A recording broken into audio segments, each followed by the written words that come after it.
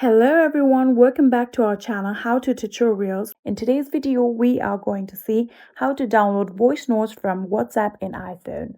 It is a simple process, so let's dive right into it. The first thing to do is open your WhatsApp and then select the chat that you want to download your voice notes from. Here you can see this is the particular chat that I want to download my voice notes from, and this is the voice note that I want to download in my iPhone. So long press on this voice note in order to download it. Here you can see after long pressing on it, this will pop up. Simply just tap on forward option.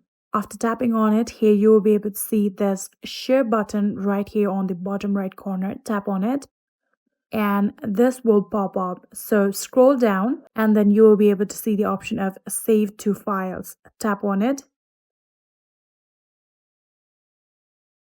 After tapping on it, and now you can change the title of your voice note that you want to download. Simply just tap on here and then change the title.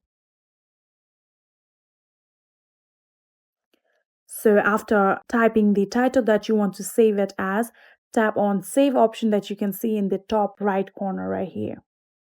And just like that, now you have successfully downloaded your voice note on your iPhone. Now, when you go to your Files app on your phone,